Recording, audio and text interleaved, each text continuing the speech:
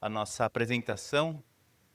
Bom, primeiro, eu conheço várias pessoas aqui, mas para quem eu não conheço, me apresentar, eu sou o João Helena, sou um Partner SA na AWS.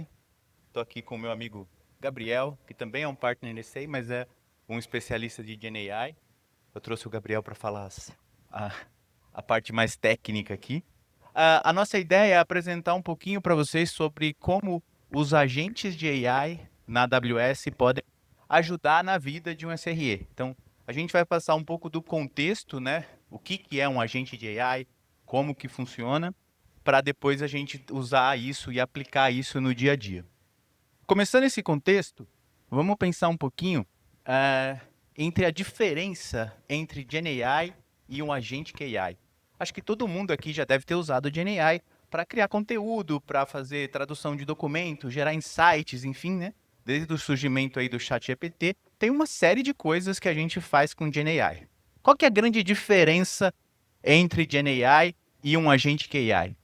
A principal diferença é que o agente ele tem um objetivo. Então ele tem um goal. O que eu quero resolver? O que eu quero executar e qual é o meu propósito dentro dessa execução? Então o agente acaba tendo uma complexidade um pouquinho maior, porque ele pode falar com outras ferramentas, ter acesso a outros dados e aí sim esse agente poder tomar as ações e tomar as decisões de forma autônoma. Então, a ideia do agente ele acaba entregando um pouco mais de valor dentro do que o simples, as simples questões de GenAI, né? A gente viu muitas provas de conceito de GenAI, mas como é que a gente faz GenAI entregar valor para o negócio? A gente acredita muito que os agentes são essa nova era de GenAI que vão fazer essa transformação. Alguns números aqui para vocês. Se a gente comparar em 2024, a gente tinha menos de 1% dos aplicativos corporativos tendo agentes de AI. E a expectativa do Gartner é que em 2028 a gente já vai ter 1/3 dos aplicativos corporativos tendo agentes de AI integrados. Gente, é um crescimento grande e num tempo muito baixo. Outro dado importante, decisões do dia a dia, a expectativa do Gartner também é que em 2028, cerca de 15% dessas ações do dia a dia sejam feitas por agentes de AI. Então, olha o tamanho do crescimento e quanto isso vai aumentar. E a gente está falando de pouco tempo, 2028, né? Querendo ou não, a gente já está quase em 2026. Esse processo também passa pelo ciclo de desenvolvimento de software. Então, como as equipes de software e como os softwares são desenvolvidos hoje em dia, vem mudando e vem mudando numa velocidade muito grande. Então, a gente tinha ali antes revisões de código, né? E hoje a gente fala de agentes executando e agentes de construindo código e participando de todo o ciclo de desenvolvimento, até na parte de testes, de testes de performance, teste de escalabilidade, enfim, tudo isso sendo executado por agentes de AI. Então, essa transformação tem um aqui, ó. Se a gente pegar como os times de software, a gente imagina que os novos times vão ser, a gente continua tendo ali os desenvolvedores como peças chaves, obviamente, mas a gente passa a ter gerentes de AI e agentes de AI executando as tarefas junto, participando do time de desenvolvimento de software. Esse processo tem sido muito rápido, né? Então a gente pega ali 2023, a gente tinha guias de como fazer os códigos. Em 2024 a gente já passou a ter agentes ajudando a construir os códigos. E agora a gente tem agentes de AI fazendo parte do trabalho. Então essa evolução vem acontecendo de forma muito rápida aqui. Aqui só uma ideia de como um agente funciona, né? Então, como eu disse, o agente passa a ter acesso aos goals, né? Qual é o propósito, quais são as instruções que ele tem. Ele também acessa ferramentas e quais acessos, quais ferramentas, quais APIs ele precisa acessar. Tem todo o contexto do que está acontecendo e aí sim ele conversa com os LLMs para executar ações dentro dos ambientes. E tudo isso também conectado com o Observability, que é importante para a gente ter o tracking de tudo que foi executado pelo agente. Aqui, como eu disse também, quando a gente olha para o ciclo de desenvolvimento de software, a gente vê no futuro muito próximo agentes de AI trabalhando em todo esse ciclo. Né? A gente entende que os agentes de AI vão fazer parte desse processo para otimizar e acelerar todas as etapas dentro do desenvolvimento de software. Bom, tendo o contexto, agora eu passo para você, Gabriel, para a gente falar um pouquinho sobre como é que a AWS ajuda nesse processo e quais as ferramentas a gente tem. Legal. Bom dia, pessoal. Obrigado pelo tempo, pela oportunidade. Eu estou trabalhando com Generative AI tem 2 anos e alguma coisinha. Então, peguei assim, lá do começo do hype mesmo, até ao ponto que eu me questionei, e aí, isso faz sentido? Isso realmente vai acontecer? Participou de muita POC, né? Muita POC. Até o momento que eu tô, que eu falo, agora não tenho mais dúvida de tanta coisa assim, porque eu estou começando a ver o impacto disso na prática, tá? Como que a AWS entendeu e aprendeu com esse impacto também, pessoal? É justamente essa estratégia que vocês estão vendo aqui. Ela entendeu que, como uma provedora de infraestrutura, uma provedora de serviços gerenciáveis, faz muito mais sentido fornecer uma layer que vai abstrair a complexidade de se construir esse ambiente, abstrair a complexidade de se observar, de se governar e focar no use case. E isso foi feito basicamente com uma estratégia de...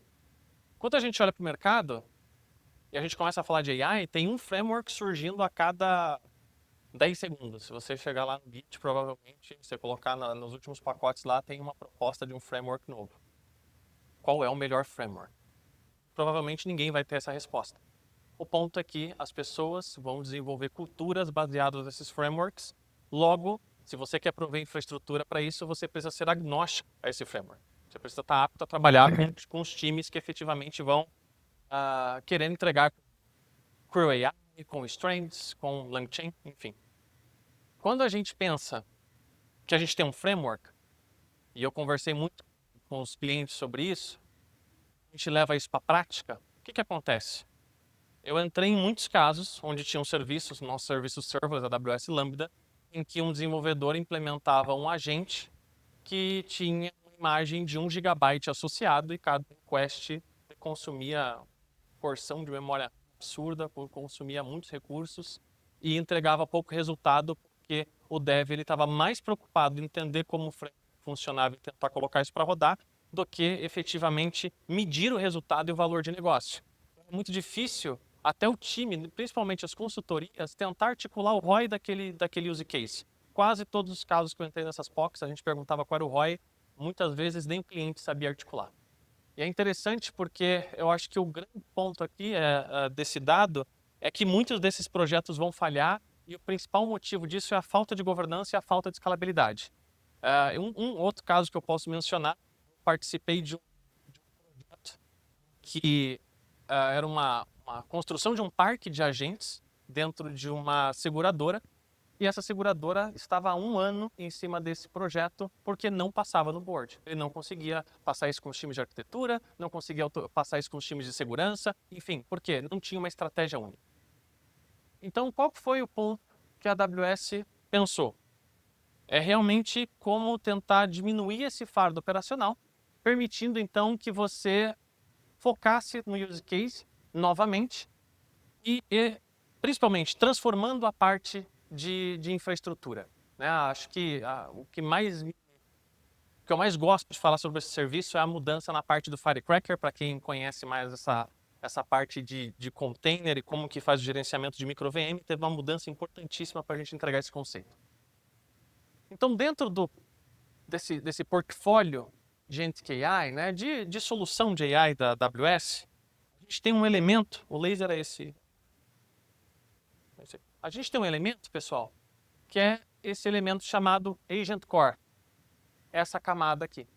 E essa é uma camada que entrega uma fundação de infraestrutura, desde um ambiente para você fazer o deploy do seu container, até efetivamente um gateway onde você vai conseguir criar todas as suas políticas de integração para IA com a exposição semântica e vai manter um único ponto de entrega desses componentes, dessas tools sobre o seu parque de agente. Tá?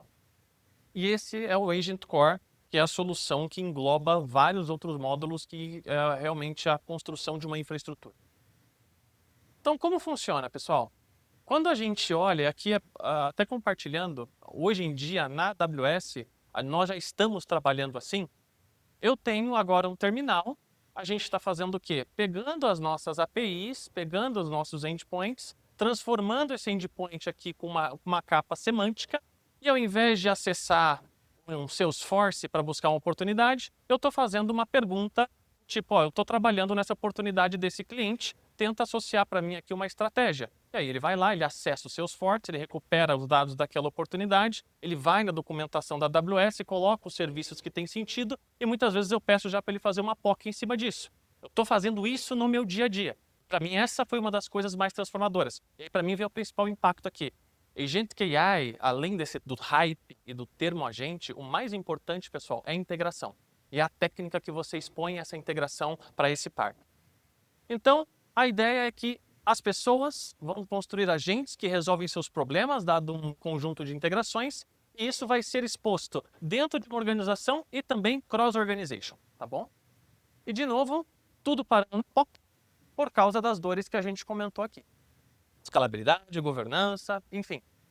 Quando a gente olha quase todas as jornadas do cliente, ele começa com várias ideias, mas efetivamente ele não consegue de novo provar essa ideia, o valor dessa ideia para ninguém. O parceiro nosso também tem bastante dificuldade para fazer isso. Quais são essas caixinhas que acabam criando problemas? São essas caixinhas do tipo, como eu vou observar, como eu vou expor as minhas ferramentas que eu comentei aqui, como eu vou conseguir fazer o controle de acesso, como eu vou associar o meu Identity Provider, ou então qual é o tipo de política de segurança que eu vou utilizar especificamente para aquela integração. Tá? E como eu vou gerenciar a infraestrutura de tudo isso também, né, Gabriel? É isso aí. E aí, o Agent Core entrega cada uma dessas camadas como um módulo que eles não dependem um do outro, mas permite que você construa soluções que vão falar com o seu ambiente seguro, permite também que ele manipule esse ambiente através de ferramentas, através do agente que você construir. Bom, o objetivo, isso eu estou vendo na prática, reduzir muito o time to market, porque você constrói uma fundação, você integra isso com o seu IDC, por exemplo, você integra com o seu IDC, você coloca uma política para falar sobre o OpenAuth, que ninguém ali vai conseguir acessar sem aquele determinado escopo, você coloca um grupo de APIs que você associa do seu API Gateway, ou seja, você transborda a sua capa de autorização e autenticação, e dado a essa capacidade de você já usar o as-is de segurança de um ambiente, você basicamente assume as mesmas políticas de segurança. O que isso significa, pessoal? Uma conversa com o time de segurança sobre essa solução é pacificadora, porque você coloca um pattern em como você vai entregar. Tem a flexibilidade de construir qualquer tipo de framework e também você consegue fazer essa parte do deploy de maneira escalável. Por quê, pessoal? Você consegue ter um ambiente que é um container, você vai fazer a publicação disso no seu parque de container e você tem um endpoint que o Agent Core te entrega e esse endpoint você consegue versionar, também criar alias, trabalhar com canary deployment e etc. Bom, quando a gente olha para todos esses serviços, pessoal, para a infraestrutura, ela é bastante importante, mas quando a gente olha para o agente, tem outras coisas muito importantes que acabam sendo entregues aqui. Quando a gente olha para essa foto do Agent Core, eu vou dar só um exemplo para vocês de um tópico extremamente crítico, memória. Quando você entra no use case, como é que você constrói uma memória de um agente? Há um caso simples aqui, estava trabalhando com um cliente, ele estava trabalhando há semanas tentando implementar uma memória que capturasse lá na integração com o WhatsApp com o carro preferido daquele cliente, para que numa eventual conversa os agentes já conseguissem fazer uma notificação de que tem um carro novo daquele tipo à venda para ele. Ele não conseguia construir essa estratégia de memória. E tem um módulo especificamente de memória, onde você declara semanticamente o que você quer gravar da memória, e aí você coloca isso como uma memória de long term daquele usuário. E a partir dali você cria uma hiperpersonalização com o mínimo esforço possível. Entre uma série de outros módulos que, enfim, se eu entrar no detalhe aqui, nunca que vai dar tempo de eu conseguir explicar. Dessa forma, a gente tem um ambiente de container. Outra coisa muito legal, pessoal, que vale a pena a gente mencionar. Ambiente de container. Nós temos aqui, dentro de um parque de agente, hoje em dia, uma necessidade que o agente em si, a lógica computacional, ela ocupa pouco tempo de um ciclo de computação. O que ocupa mais tempo, pessoal? A inferência, a chamada aos modelos, a parte de você conseguir fazer requisições para o mundo externo. Quando você faz a requisição dentro de um programa e sua thread entra em wait, nesse caso específico do runtime, ele é um serviço serverless e toda vez que a sua thread entra em wait, você não é cobrado. Então você só é cobrado efetivamente pelo seu ciclo computacional ativo, que você está tendo um código sendo executado de fato ali. E isso cria impacto, por exemplo, de redução de 90% em soluções comparadas, por exemplo, feitas em EKS. A parte de identidade, você traz seu autorizador para que ele associe, por exemplo, com o OpenAuth 2.0. Existe também toda a parte de gateway, como eu comentei aqui, a memória, que é muito importante, e ferramentas específicas, Code Interpreter. Por exemplo, muitos agentes precisam gerar códigos, executar os códigos para entregarem resultados determinísticos. Dessa forma, você consegue associar uma API ao interpretador de código que, ao invés do modelo tentar processar algo, ele cria uma micro VM que executa aquele código. Dessa forma, você tem um output determinístico, não um output baseado em probabilidade, que muda bastante a forma como você trabalha. Isso aqui é uma demo muito rápida. Deixa eu ver se vai dar um play aqui. A gente está usando o Kiro com uma solução muito parecida com o que eu comentei aqui. E eu peço para ele fazer uma investigação Cloud AWS, justamente para entender as últimas alterações que ocorreram na minha conta. Então, o que ele faz ali, pessoal? É isso aí. Eu acho que ele... O vídeo pulou, tudo bem. Quem quiser ver, pode chegar aqui na minha máquina, eu juro que existe, tá bom? Eu acho que eu gravei errado. Peço mil perdões. Eu anexei o vídeo errado. E o módulo de observabilidade é bem interessante aqui, pessoal, justamente porque isso é entregue por default. Então, quando você constrói o seu agente, você tem informação de uso de token, mapeamento de ferramentas que foram chamadas, você tem trace de cada um dos objetos, e tudo isso é feito baseado em OpenTelemetry. Isso significa que você, tendo um framework que é compatível com OpenTelemetry, você mal precisa configurar a observabilidade, tá bom? De novo, depois se vocês quiserem, infelizmente o vídeo era bem legal, mas vocês podem ir na minha máquina aqui, eu vou estar por aqui, eu posso mostrar esse vídeo para vocês, tá? Ou a gente executa na prática aqui. Bom, e aí a gente tem uma solução, né, para a gente falar sobre como construir. Bom, tendo todo esse contexto que a gente colocou aqui, né, de você ter a sua fundação e usar o Agent Core como o mecanismo para criar esses agentes, a gente trouxe aqui um exemplo para aplicar na vida de um SRE. Sempre foi complexo identificar soluções de problemas, e hoje em dia eu considero que tem sido mais complexo ainda, porque a gente tem cada vez mais sistemas diferentes, APIs e conexões. Então, as camadas de execução, a quantidade de logs, a quantidade de validações que precisam ser feitas dentro de um ambiente distribuído, né? Quando a gente fala de um ambiente serverless, um ambiente com uma arquitetura, vamos chamar de uma arquitetura mais moderna, ele traz essas complexidades. Então, você precisa ter uma série de avaliações para chegar na real causa do problema. As ferramentas tradicionais de monitoração, elas trazem o dado cru, o dado raw, né? Então, eu tenho o log lá, eu tenho tudo o que aconteceu, mas como é que eu olho para esse todo, né? Então, essa solução de SRE vem usando o Agent Core para que a gente possa conseguir chegar nesses resultados de forma mais rápida, né? Nessas respostas de forma mais rápida. Então, imagine vocês poderem perguntar para o seu agente, olha, o que aconteceu ali com a minha API de pagamento que está em looping? E ele vai ter ali condições de avaliar todo o entorno e o contexto dessa API e te retornar ali com uma resposta sobre o como isso pode acontecer.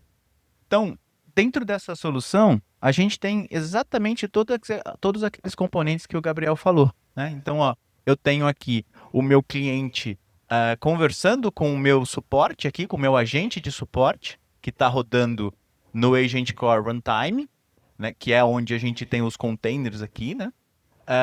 Esse cara vai conversar com um modelo de LLM, vai poder ter os prompts aqui de acesso, vai ter o Agent Core Memory que vai gravar todas as interações daquele usuário. Então, eu quero ter o histórico do que aconteceu com aquele usuário, com aquele ambiente, com aquele sistema.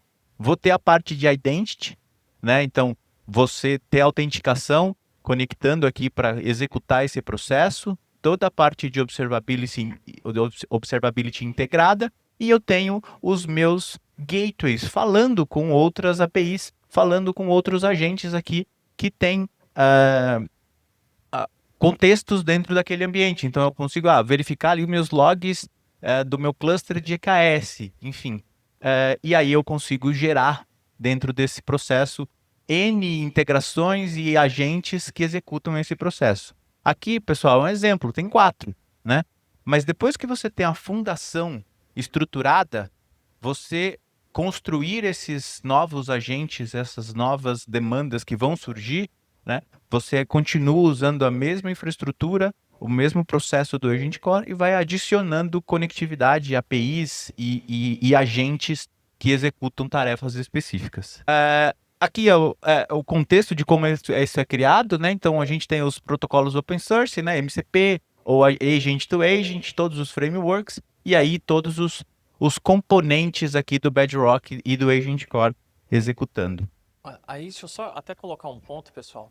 Tem uma diferença fundamental aqui, que é quando você faz uma requisição para uma API com um objetivo específico, do tipo, descreva quais são os serviços disponíveis naquele determinado parque de cluster, e ele executar um comando, ele tem um resultado muito objetivo e muito menor e muito focado naquela pergunta. É diferente de um RAG que você joga documentos e tenta capturar por aproximação. Logo, a alucinação ela reduz de uma maneira realmente absurda quando você tenta conversar com um RAG e um agente desse tipo, tá? Isso que é o grande ponto da integração que eu falei para vocês. O grande ponto do agente é a integração. Legal. E aqui, justamente de integração, a gente está falando, né? Então aqui a gente abre um caminho grande dentro do Agent Core Gateway, que ele pode falar com várias APIs, pode falar com outros MCPs, pode falar com outros gateways, enfim, pode executar serviços, né? Executar um Lambda, por exemplo. Então, nessa camada de integração, a gente abre um leque de possibilidades muito grande nesse modelo. Outra coisa que também é possível é explorar marketplace, né? Então, a AWS hoje tem muitos parceiros dentro do marketplace que tem agentes disponíveis e às vezes você pode construir parte dos agentes e pode reutilizar ou usar agentes que já estão criados dentro do marketplace. E aqui um ponto que é interessante nesse processo do marketplace é que eu vou ter agentes que são baseados em containers, então esses agentes eu vou rodar no runtime do Agent Core, então não tenho que pensar em infraestrutura para esses containers, isso vai estar dentro dessa fundação do Agent Core, e eu tenho os outros parceiros que fazem isso através de API, então aí eu vou fazer a integração através do Agent Core Gateway, então eu consigo ter agentes próprios desenvolvidos, criados, posso ter conexão com agentes de terceiros e posso fazer conexões com API de terceiros. Aqui, pessoal, tem um QR Code do Agent Core. A gente poderia ficar aqui umas 2 horas falando de Agent Core facilmente. Então, assim, tem uma série de features aqui. Tem um link do blog, aqui, aquela arquitetura que eu mostrei ali de SRE, ela já tem o código pronto, tá? Então, quem quiser testar, enfim, eu compartilho depois com o pessoal do evento aqui o link do blog, e aí o pessoal compartilha com vocês. Pessoal, passei um pouco do tempo aqui. Pera aí que eu tô colocando esse videozinho que eu prometi o vídeo. Eu Aí, tenho que entregar o garoto. vídeo. Não é mais vídeo, eu coloquei para executar aqui.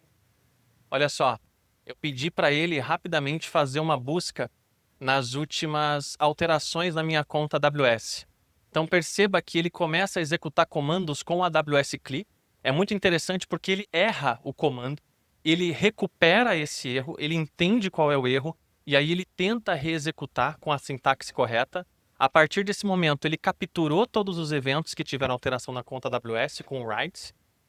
E ali ele vai tentar fazer um sumarizado de todos os recursos na minha conta que foram alterados. Ele está fazendo isso utilizando a AWS CLI num serviço que é o CloudTrail, que você tem toda a trilha de auditoria dos eventos que ocorreram numa conta AWS. Acho que o único ponto aqui, pessoal, é assim, imagina a barreira de entrada ou o tempo que vocês levariam para conseguir fazer uma investigação dessa e elencar quais são todos os pontos. Então, quando você tem esse tipo de agente manipulando essas APIs sob o seu comando no dia a dia e com o seu token, com o seu usuário, é realmente transformadora a forma que você passa a operar essas plataformas, tá? E aí, se vocês quiserem ver mais sobre isso depois, fiquem à vontade que eu consigo fazer o detalhamento para vocês de como funciona. Beleza? Perguntas? Dúvidas? A minha pergunta é mais, tipo, se nos casos de integração, principalmente de um cliente que vai lá e usa o Bedrock, ele também geralmente integra com o SageMaker, por exemplo, para criar modelos de machine learning e também usar através do Bedrock. Se é um caso comum e acontece coisa do tipo que geralmente a gente faz fine tuning, né, de quando vai fazer fisicamente, e se ele treina esses modelos via SageMaker para usar dentro do Bedrock. Você consegue fazer isso hoje. Existem algumas arquiteturas que são suportadas. Você tem duas estratégias. Ou você consegue utilizar o Bedrock diretamente com Fine Tuning, ou você pode efetivamente construir um SageMaker e importar os metadados e o arquivo, especificamente o compactado para o Bedrock. O interessante do Bedrock é que vai de maneira serverless. Apesar do modelo ele estar lá, você não é cobrado agora pelo tempo todo de execução, somente quando você faz a aplicação. Você pode ter essas duas estratégias. Bom, obrigado pela apresentação. Também queria parabenizar pela decisão que a AWS teve de colocar o formato de exportação das coisas em OpenTelemetry. Facilita muito para quem mexe com muitas ferramentas, né? Minha pergunta vai sobre essa parte de auditoria. Acho que muitas vezes para você ter um bom resultado do seu agente, você precisa corrigir problemas de raciocínio que ele teve, né? E a minha dúvida é se na auditoria do OpenTelemetry você tem acesso a todos os passos do raciocínio dele, né? Para que você possa fazer a auditoria depois e corrigi-lo se for necessário. Sim, você tem. Na execução, cada agente gera um Session ID. E na execução, você consegue ver não só o racional do agente, como você consegue ver também quais foram todas as tools e o resultado da tool que foi invocado. E a partir dali você consegue entender a parte semântica, mas também você consegue fazer, por exemplo, uma análise ali operacional mesmo de quanto tempo determinada operação está levando, pode impactar no dia a dia do seu agente. E existe também uma funcionalidade agora do Reinvent que saiu, que é a parte da avaliação da precisão do agente. E aí você tem um framework que você executa contra um dataset, ele executa o agente e dentro de um ground control ali ele te dá uma métrica de precisão. Tem essas formas. Pode fazer a pergunta? Por favor, fica à vontade. Parabéns pela palestra. Muito obrigado por compartilhar as informações. Em vista de agentes e SRE, certo? Pensando nisso, você citou sobre ter feito várias POCs. Eu, particularmente, toda vez que tenho que fazer uma POC ou apresentar algum projeto, eu preciso mostrar o valor. É o valor que ele traz.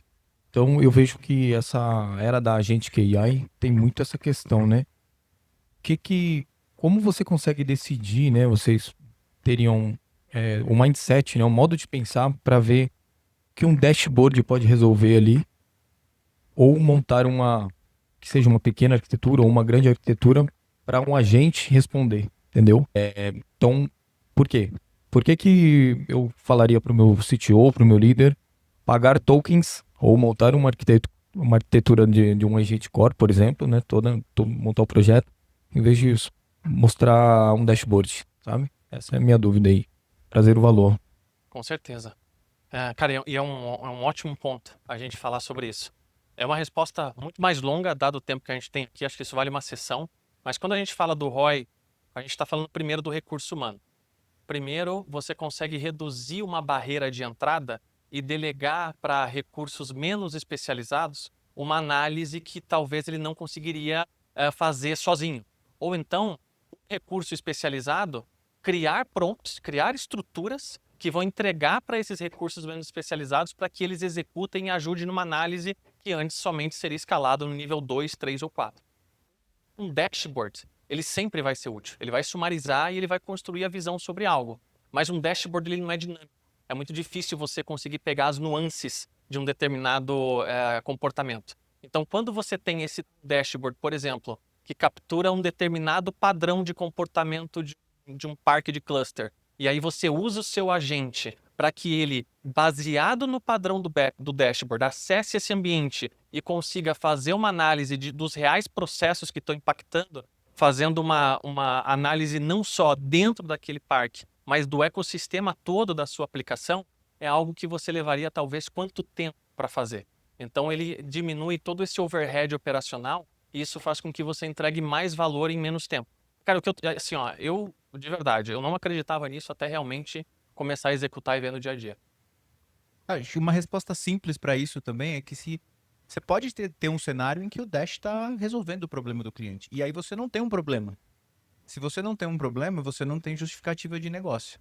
Então, ok, faz parte do jogo também. Mas a partir do momento em que você abre essas possibilidades da execução automatizada, da revisão de uma série de itens, você começa a apresentar benefícios para o negócio. E aí a coisa começa a mudar de figura. Mas se você tiver o Dash atendendo o cliente para ele tá ok aquilo, ele não sente dificuldade, ok. Eu vou dar só um exemplo muito rápido aqui. A gente subiu uma instância do SAP e eu aqui sou uma batata em SAP.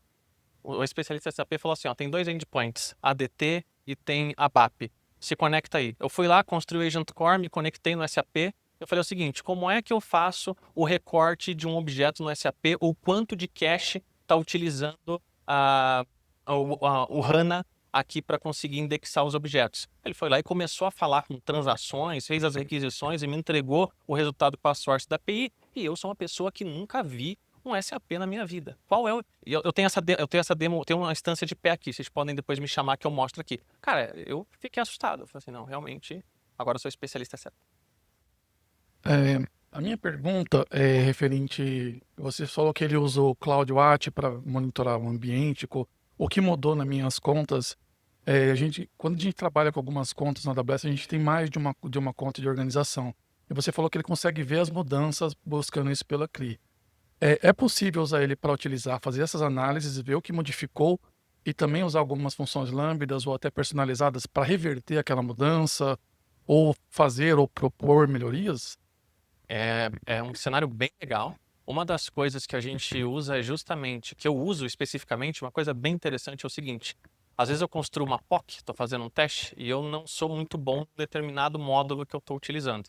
E aí eu peço para ele analisar a execução da minha lambda, analisar o meu código, ler a documentação daquele módulo para ver qual é a melhor prática e me entregar uma sugestão de como eu devo alterar aquele módulo. Então é interessante porque um trabalho que eu teria que entender toda aquela documentação para depois fazer essa análise, ele reduz bastante o esforço. E aqui ele usa o AWS CLI. Então, desde que você tenha um profile associado, ele vai conseguir fazer isso multi-account, tá bom? Mais? Pergunta? Meu tempo? Obrigado, pessoal. Valeu, hein? Fazer uma disposição aqui. Obrigado. Pessoal, agora a gente vai sair para o almoço, tá? Todo mundo que está participando aqui do evento, né? A gente vai ter um almoço aqui na nossa cantina, tá? Se você é da Kendrion, vida que segue. Se você é um guest, um visitor, você está convidado a almoçar ali e tá pago o seu almoço, tá bom? E, ó, Pessoal, tem uma plaquinha lá dizendo SRD. Você dá o nome e a pessoa só não. Ok? Uma fila única. Dedicado. Oi, gente, boa tarde. Só para avisar, lá para quem ainda não conhece o nosso restaurante, tem algumas ilhas, todas elas têm o mesmo cardápio, tá? É só para facilitar o fluxo de pessoas. E aí procura, depois que você se servir da sua refeição, pode pegar uma bebida e se dirigir ao caixa que está escrito SRED. Isso aí. Obrigada. Pessoal, desculpa, mais um recadinho. Depois do almoço, a gente vai trocar o de track, tá? O track 1 que está aqui vai lá para outra sala e o track 2 está lá, vai vir para cá. Tá bom? Então o inglês vai para lá, o português vem para cá. É para a gente compartilhar, né, a dor. Beleza? 1h30 a gente está de volta. Obrigado.